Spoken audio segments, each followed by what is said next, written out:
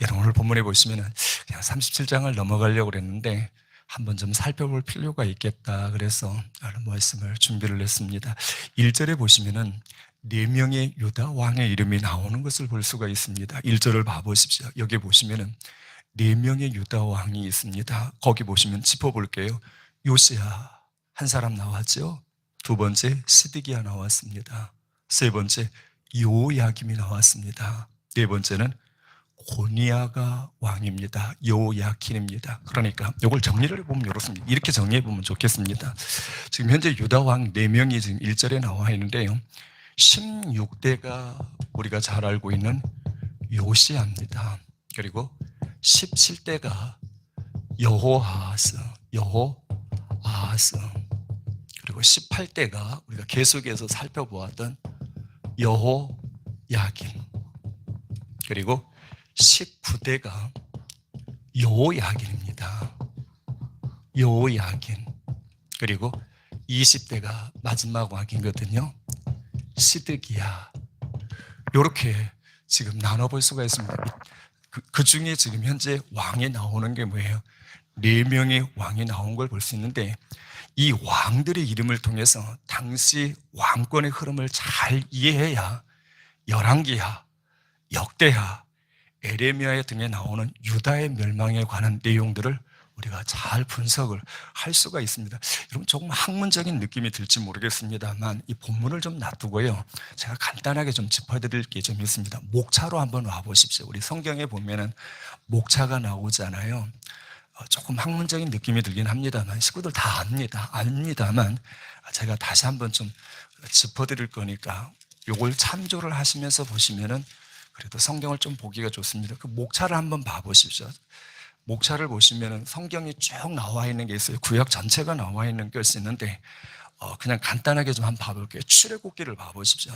출애굽기가 어떤 내용인가 하면은요, 이스라엘이라고 하는 나라는 모세를 중심으로 해서 그 민족이 출애굽하면서 형성이 되었다라고 하는 그런 내용을 담고 있습니다. 그리고 레위기, 민수기, 신명기 이것은요, 그들이 애굽에서 나와서 40년 동안 광야 생활을 기록해 놓은 것이 레위기, 민수기, 신명기 이렇게 보시면 되겠습니다. 그 다음에 여호수아가 나오잖아요. 가나안에 들어가서 가나안 정복 전쟁을 통해 가나안에 정착했다라고 하는 것이 무엇입니까?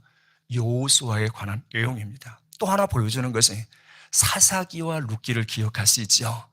이때는 그 국가가 민족 국가의 토대를 마련했습니다만 왕이 없었습니다.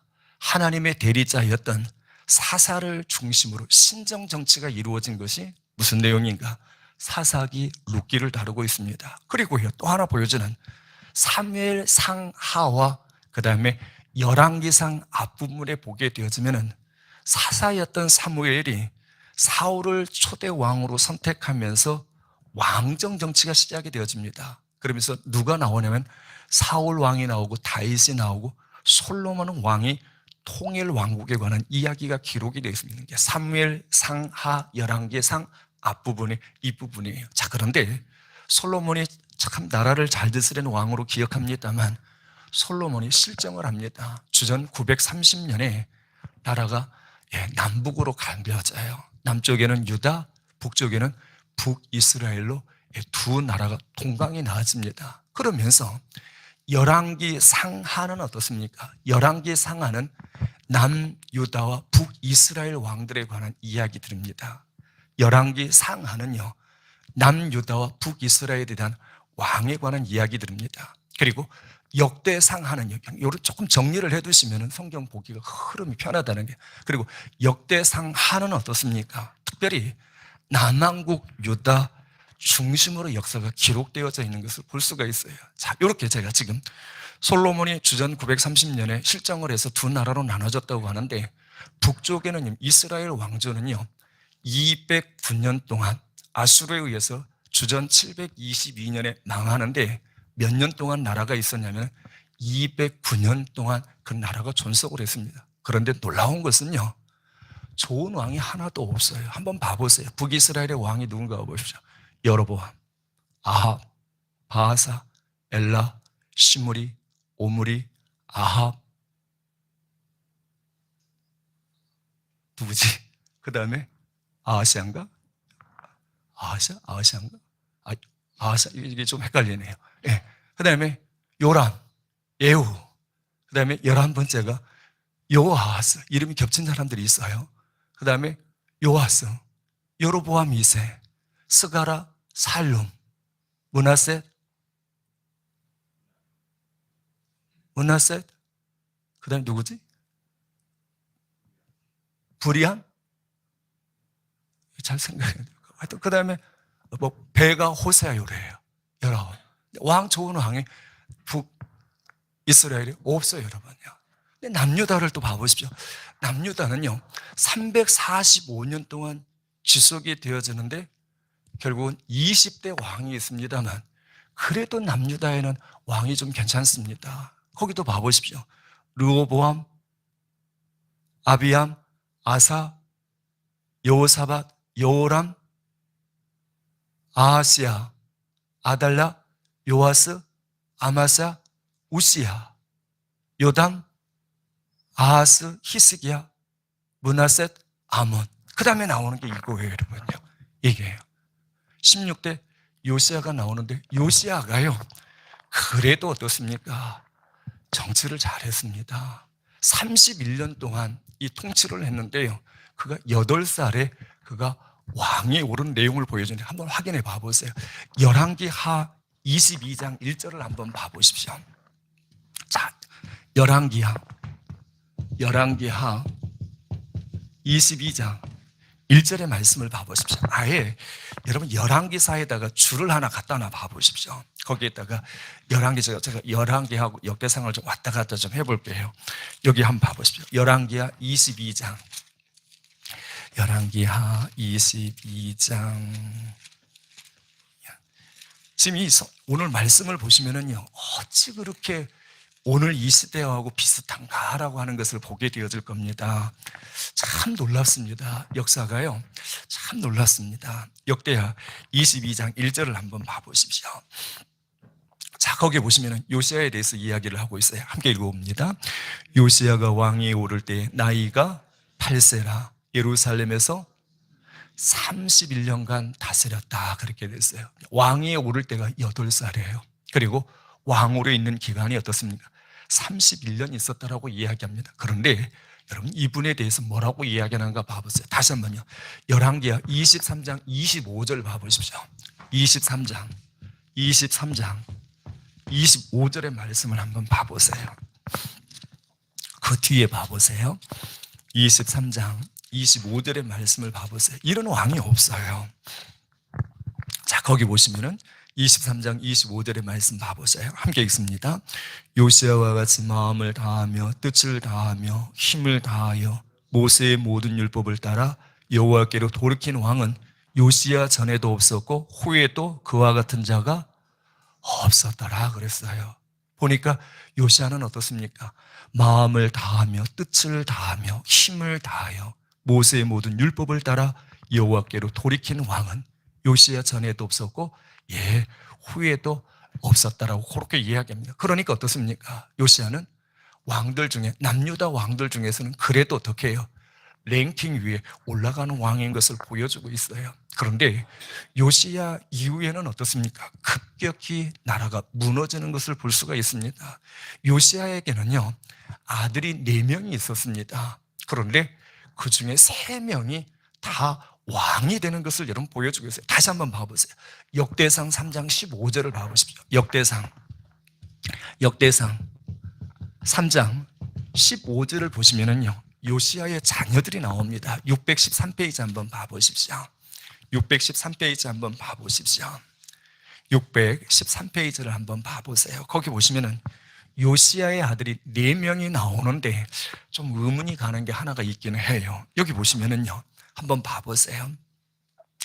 거기 보시면 어떻게 되어 있나 봐보십시오. 역대상 3장 15절의 말씀 함께 읽습니다. 요시아의 아들들은 맏아들 요하난과 둘째 요야김과 셋째 시드기야와 넷째 살룸이요 그랬습니다. 이 중에 어떻습니까? 3명이 다 왕인데 이상한 것은 첫째 장남이었던 누가요? 요하난이 왕이 안 되는 게 참 이상합니다. 그래서 이분의 기록을 좀 찾아봤더니 학자들은 그렇게 표현하고 있어요. 요한은 장남이 보통 대체로 왕궁, 그 왕정 시대에는 어떻습니까? 장남이 왕이 되잖아요. 그런데 왜 이 사람의 이름이 여기 한 번 외에는 나오지 않을까 보았더니 이렇게 학자들은 이렇게 추측을 합니다.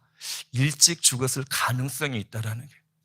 또는 두 번째는 정치에서 배제되었을 때 제재될 가능성이 있다라고 그렇게 이야기하고요. 세 번째는 아마 다른 이름으로 불려질 가능성이 있다라고 그렇게 여러분 이야기를 합니다. 자, 그런데 요시야가 죽은 후에 누가 왕이 되었는가? 놀랍게도요, 마지막 살룸이라고 나오는 이 살룸이 넷째가 어떻습니까? 이 여호수아가 지금 현재 요아스 아들 네 번째입니다. 넷째입니다. 넷째. 예, 여기가 둘째고요. 그 다음에 여러분 야김이 둘째고요. 그 다음에 여호야김은 어떻습니까? 여호야김의 아들입니다. 이 사람이 여호야김 자녀입니다. 이 사람이 이렇게 되고요. 그 다음에 시드기야가 어떻습니까? 지금 현재 여기 나오는 것을 봐서는 여러분 셋째입니다. 이 사람이 이렇게요. 왕이 되는 순서를 한번 봐보세요. 말째가 지금 아버지 뒤를 이어서 왕이 된 것을 보여주고 있는데요.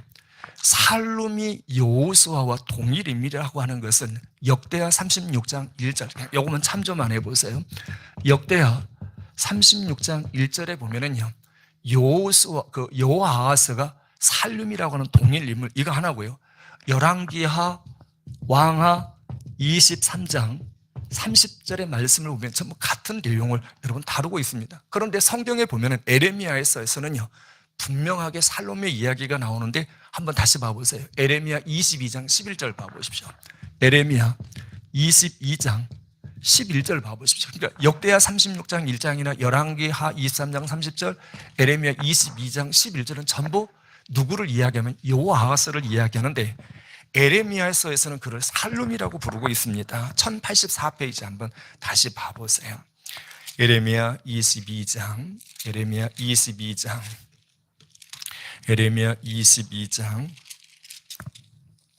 11절의 말씀을 봐보십시오. 거기에 보면은 누가 나와 있는가? 이름 봐보세요. 살룸이 나왔는데 이 살룸을 어떻습니까?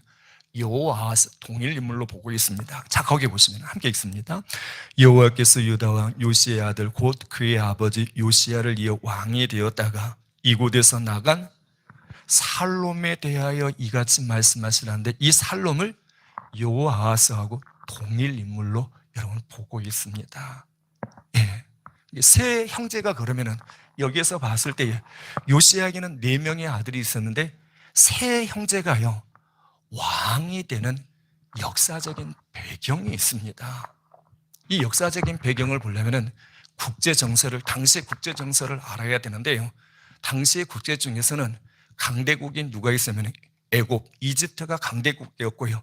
그 다음에 신흥 세력으로 강대국으로 떠오르는 것이 바벨론이었습니다. 근데 요시야는 어떻습니까? 지금 두 나라를 지금 이야기하는데 애굽과 바벨론 이 두 나라를 생각해야 되거든요. 지금 현재 두 개가 떠오른 것은 애굽은 어떻습니까? 애굽은 지금 이집트를 이야기하잖아요. 그리고 또 하나 보여주는 것이 무엇입니까? 그다음에 바벨론이 지금 등장을 합니다. 이렇게 두 개. 애굽이 강대국이고요. 그 다음에 신흥 강대국으로는 지금 바벨론이 부흥 이렇게 뜨고 있는데 요시야의 정책은 어떤 정책을 취하고 있냐면은 친바벨론 정책을 취하고 있습니다. 떠오르는 여러분 강대국에 취하고 있습니다. 근데 에레미야 선지자도 뭐라고 이야기하고 있습니까? 에레미야 선지자도 바벨론에 순종해야 된다라고 그렇게 이야기하는 거예요. 하나님 말씀을 받았을 때 어떻게 바벨론의 순종을 해야 된다라고 이야기를 합니다. 한번 성경 봐보세요. 에레미야 27장 12절 봐보세요. 에레미야 27장 12절의 말씀을 한번 봐보세요. 1094페이지 봐보십시오. 1094페이지 봐보세요. 꼭 지금 현재 우리나라 정세하고 똑같습니다. 지금 이 당시 시대가 오늘 우리 시대하고 지금 똑같은 걸 여러분 보시게 될 겁니다. 에레미야 27장 12절 봐보십시오. 자, 거기 보시면 함께 읽어봅니다.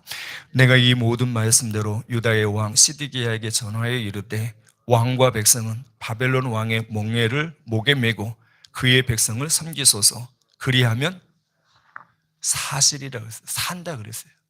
애굽이 있고 강대국 애굽이 있고 바벨론이 있는데 누구를 섬겨야 사느냐?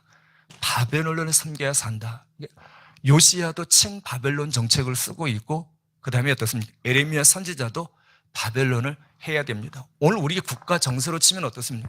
우리가 친미를 할 것인지, 미국을 우리 상대로 삼을 것인지, 중국을 삼을 것인지, 지금 그런 배경이에요, 여러분요. 가만히 봐보세요. 지금 이스라엘이라고 하는 나라를 가만히 봐보십시오. 이스라엘이 있죠. 위에 시리아 있죠. 옆에 요르단 있죠. 그 밑에 어떻습니까? 사우디아라비아 있고, 이스라엘 바로 밑에 에집트가 있습니다. 이집트가 있습니다. 그리고 봐보십시오. 요르단 옆에 지나면은 이라크가 있고요. 그 다음에 누가 있습니까?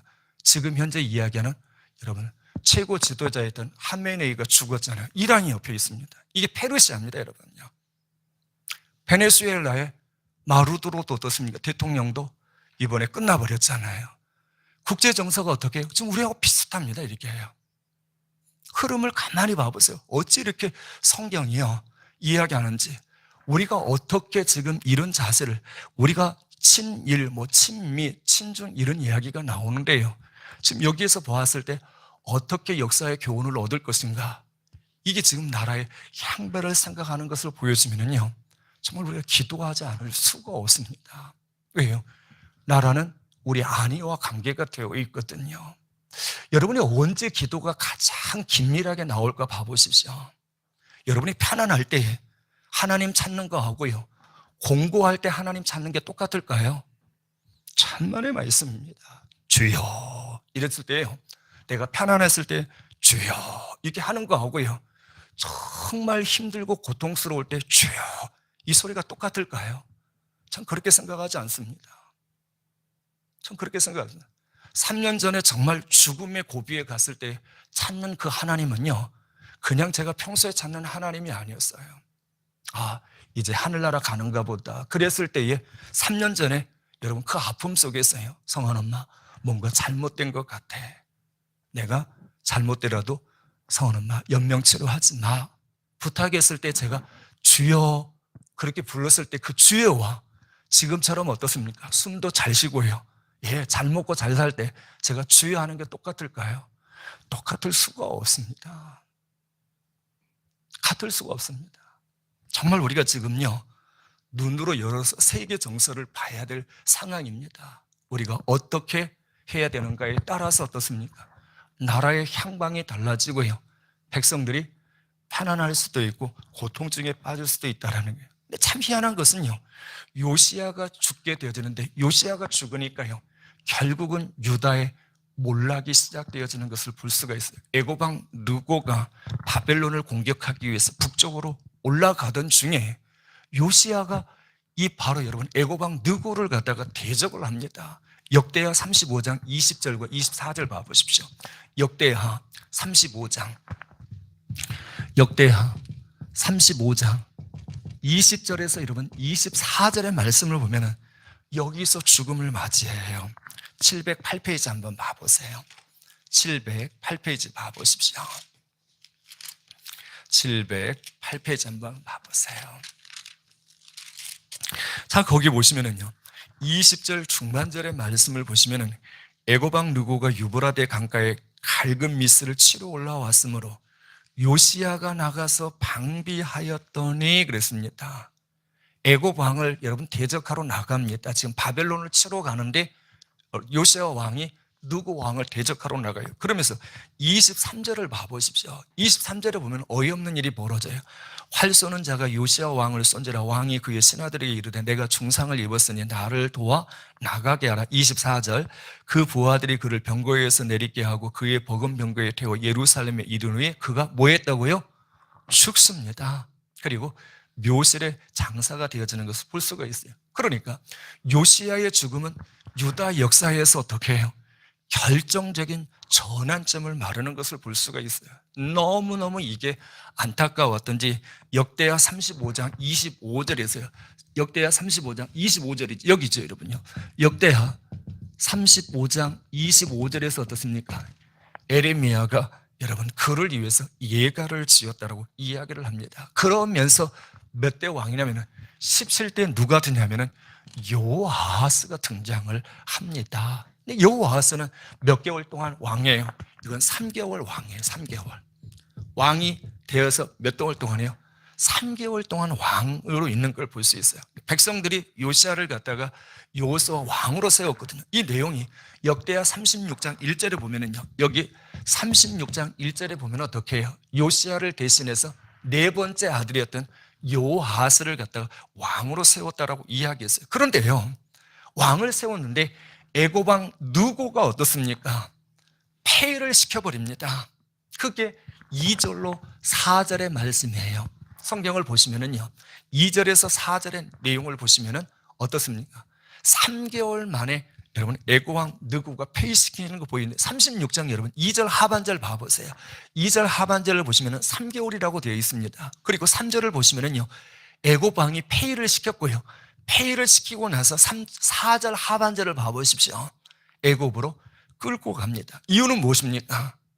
애굽 왕이 끌고 간 이유가 뭐예요? 요아스가 친 바벨론 성향을 보였거든요. 반대란 말입니다. 꼭 우리 지금 정세를 봐보세요. 우리가 어디에 택해야 되는가 보여주는 거하고 비슷한 그 모습을 보여주고 있습니다. 그러면서 누가 왕이 되어지냐면 요아스를 끌고 가면서 넷째 아들을, 요시야의 넷째 아들을 끌고 가면서 그 다음에 18대 요야김, 애굽 왕이 여러분 느고가 어떻습니까? 요야김을 그를 갖다가 세웁니다. 이게 바로 역대하 36장 4절의 이야기예요. 이게 역대하 36장 여기 4절에 보시면요, 끝에 이 4절에 보시면 어떻습니까? 바로 요야김을 이름을 고쳐서 요야김이라 했다라고 이야기합니다. 근데 요야김은 어떻게, 우리가 36장에서 봤습니다만 그는 친 애굽 정책을 여러분 썼었거든요. 그러다 보니 에레미야를 어떻게 해요? 심하게 핍박하지 않았습니까? 에레미야 36장 23절에 보면은 두루마리를 갖다가 칼로 잘라버렸고 그 다음에 불태웠던 내용이 바로 여러분 이것이죠. 여기에서요, 바벨론 침략과 더불어서 요야김이 몰락하는 것을 보여주고 있습니다. 그러면 시간이 지나면서요, 바벨론의 힘이 어떻습니까? 점점 강성해집니다.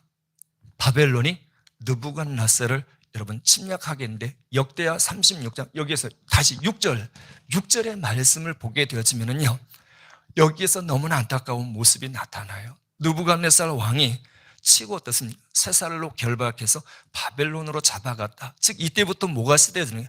바벨론 포로 시대가 시작되어지는 걸 볼 수 있어요. 그러면서 19대 누가요? 요야김이 왕이 되어지는데 이 왕은 어떻습니까?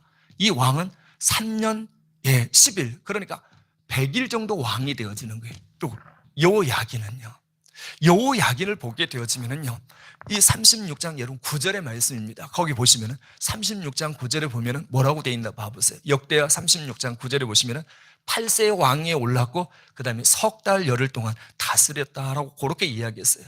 바벨론 느부갓네살이 다시 쳐들어와서 그를 포로로 끌려갑니다. 10절입니다. 10절에 보시면은 어떻습니까? 그를 포로로 여러분 잡아갔다라고 이야기해요. 그 다음에 또 다른 것들을 가져가요. 그러면서 마지막 유다의 마지막 왕이 시드기야 왕이 되어지지요. 그때에 어떤 모습이에요? 10절 하반절에 보니까 시드기야를 여러분 왕으로 삼는 것을 보여주고 있잖아요. 그러니까 요시야에게서는 4명의 아들이 있었는데 아까 큰 아들은 어떻습니까? 그런 가능성으로 보여주고요, 나머지 3명이 전부 다 왕이 되어졌는데 시드기야가요, 처음에는요 바벨론 정책을 썼습니다. 친바벨론 정책을 썼는데 백성들과 지도자들은 어느 정책을 쓰냐면 아니다, 바벨론 정책 쓰면 안 된다, 애굽 정책을 쓰자. 그러니까 어떻습니까? 결국은 시드기야가 여러분 어디를 따라가요?